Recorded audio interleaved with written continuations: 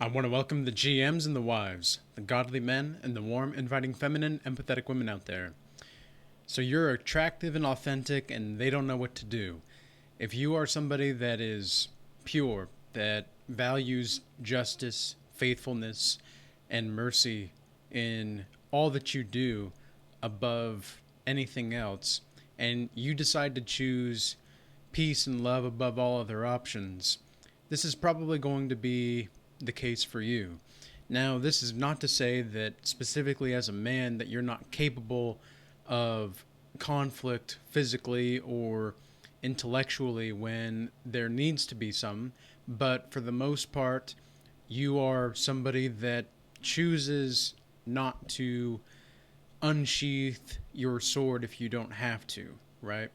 So, what exactly is the reason why so many people cannot handle you being your authentic and attractive self? It's because authenticity itself really is attractive, right? And out of the mouths of authenticity is usually some kind of form of wisdom, or usually some kind of form of knowledge or humor, any kind of uplifting emotion really that comes out of this. And a lot of authentic people, they're really the most emotional. And it's not necessarily like, oh, I'm so emotional or you're so emotional. It's not like that necessarily. It's more like you're filled with passion on another level that many people are just, they just don't have that in them. They don't really have the passion. They don't know what it's like to live with passion. They don't know what it's like to live with purpose. And for a man, purpose must be above passion. And for a woman, I would say that honor and purity must be above passion.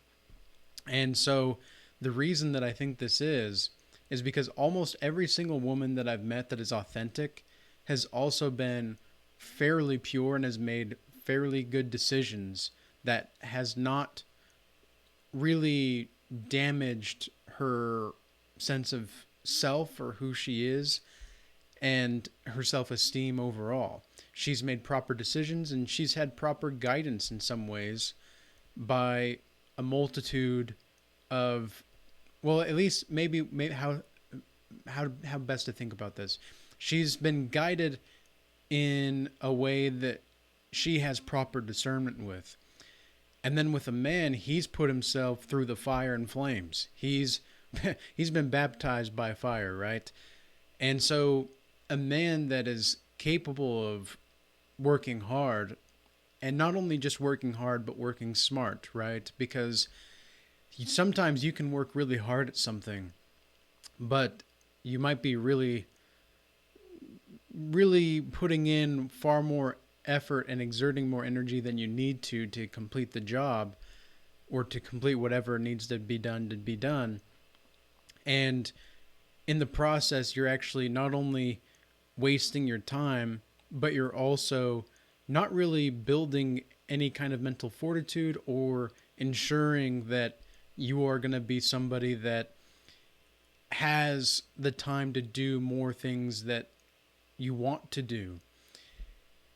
And sometimes it's about working smarter, right? It is really about working in a smart way in which you can keep to those things that we talked about just a few minutes ago, which is justice, faithfulness, and mercy.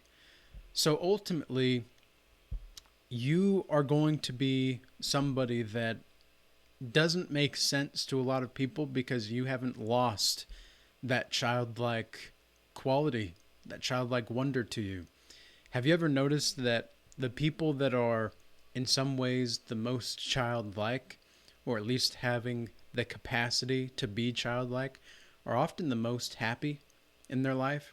They may not have a lot of materialism, they may not have a lot physically speaking, but they have themselves and they have their heart.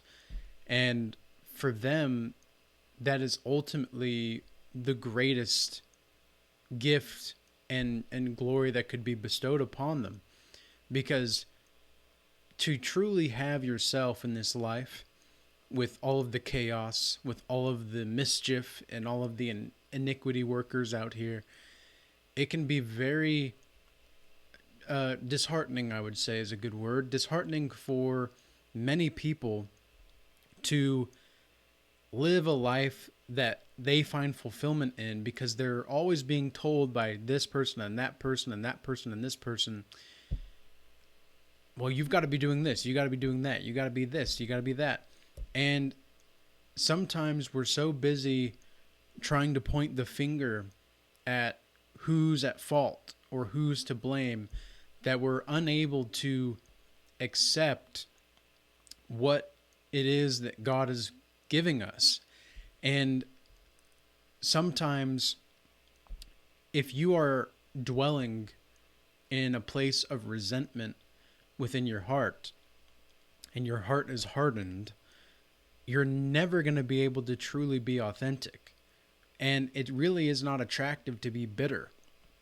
Now, a lot of men and women today are bitter, and understandably so.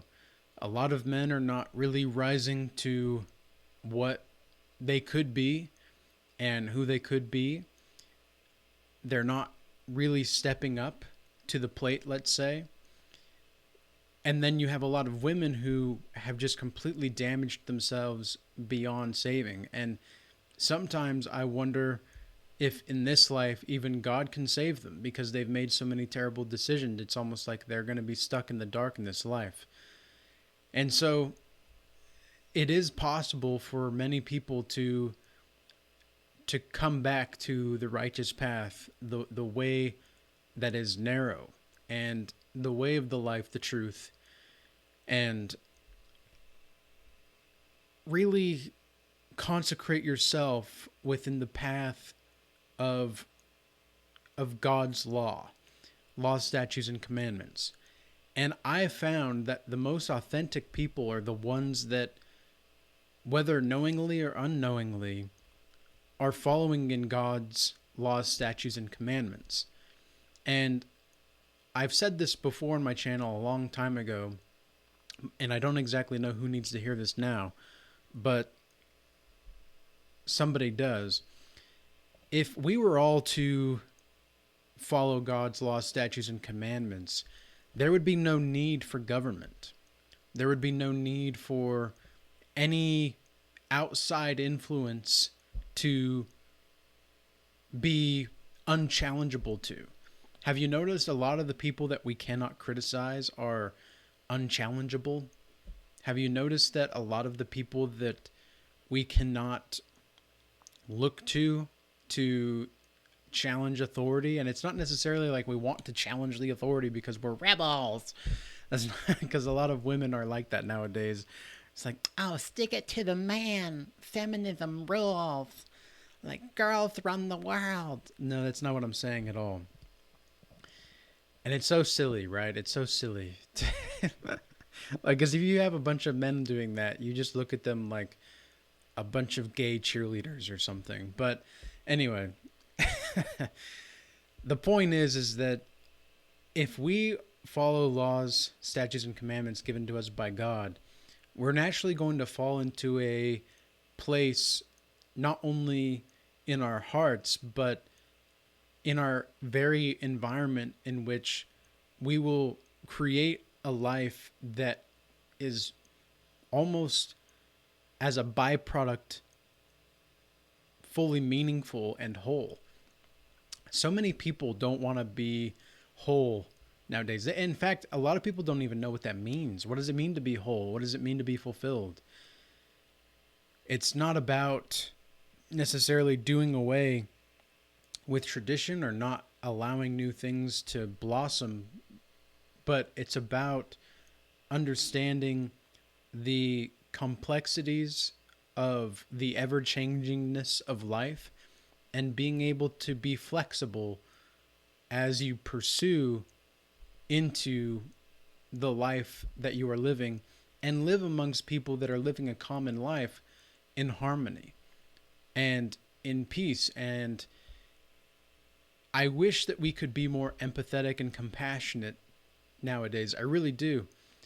Unfortunately, though, it's almost that if you start to show some compassion or respect, like people start to wonder about you. And if you're actually authentic, they'll see that you're authentic, but because they themselves are not authentic, it's almost like they struggle internally, and that's where their insecurities start to pop up because they don't know what it's really like to be authentic. Because a lot of people, and this is something that I learned years ago when I first had my spiritual awakening, was that I was almost a product of everybody's thoughts but my own. And so I actually wanted to think for myself. I wanted to really think, because in school, I was basically taught, which so many people are nowadays, to just regurgitate information. Just regurgitate this information and you'll get a good grade. Regurgitate this, regurgitate that. You know, how much can you soak in? And it's like, well, it's good to have knowledge, of course, but sometimes knowledge puffs you up and makes you prideful without knowing it sometimes. And so I've met a lot of people, specifically in college, in my college years, where they were quote unquote scholars, right? And I found these scholars to be highly pretentious, like highly arrogant, and not even in a way in which I could look at them and be like, okay, they have faith in themselves. It's like, no, they just think that they know something because they read it somewhere. And it's like, you can read all you want. You can regurgitate information all you want. That doesn't necessarily mean you actually have wisdom, right? Because what is the difference between wisdom and knowledge? If anybody knows the difference, go ahead and put it in the comments here. And at least maybe your opinion. But the difference between wisdom and knowledge, from my perspective, is that you can have lived experience in wisdom, and you don't necessarily need to have experienced it for yourself to see what went right or wrong, or the moral lesson that is in a situation to have that wisdom. You can look at somebody else's life and think to yourself, okay, X and Y, X happened and then Y happened to create Z. Okay, well, if X didn't happen and Y happened, then would Z still happen? Maybe not. Maybe not necessarily. I don't think so. So then you can look at other people's lives and you can actually obtain wisdom through that. Through just that, is understanding that you don't have to experience it all to have much wisdom in your heart and your soul. You can see experiences in the world. I mean, all of the great spiritual teachers have done this. Buddha did that. He never saw suffering, right? As the story goes, he never saw suffering until he was out of the palace that he was in, Siddhartha.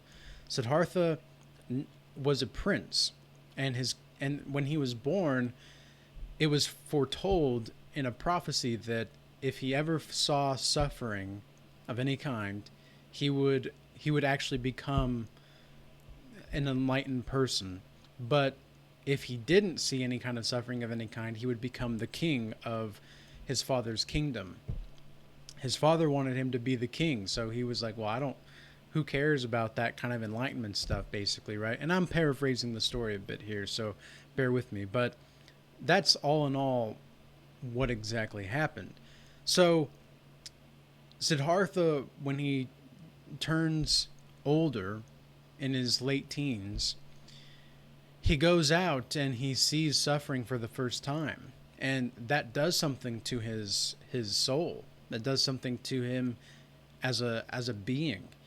And he actually leaves the palace. Siddhartha leaves the palace and then he becomes Buddha through, I think it was like 7 years or something of meditation and finding the truth. And it was only when he was able to completely give up the search that he found that which he was looking for, which was everything right in front of him all the time. And the moral lessons that we can learn by watching others and experiencing others' lives almost vicariously can be a way to obtain wisdom. And a lot of authentic people, they don't understand what that's like. They really don't, because they can't see anything outside themselves. They're so stuck on what I want or what I need or what I'm feeling or what I'm this. They're so stuck on themselves that they can't see beyond that which is in front of them. But at the same time, life is paradoxical, so everything that you ever need is actually just right in front of you all the time anyway. So one of the reasons why people are just not going to get you when you're attractive and authentic is because you just simply are who you are. You're not trying to be something that you're not. You're not trying to be popular or this or that. Maybe you are popular. Maybe you are famous, or maybe you are wealthy or powerful, whatever it is. But you are that because of who you are. You're not that. What you are does not make who you are. So your wealth and your power doesn't necessarily mean that makes who you are. You are who you are, and you get that power or wealth or fame or whatever it is flourishing in your life because of that. This is something that I tell a lot of young men in my consultations that I do. It's that make sure that your achievements don't make who you are. You are who you are, and you get your achievements because of that, because of who you are. So with that being said, I hope this message was useful and insightful. And until next time, peace be with you.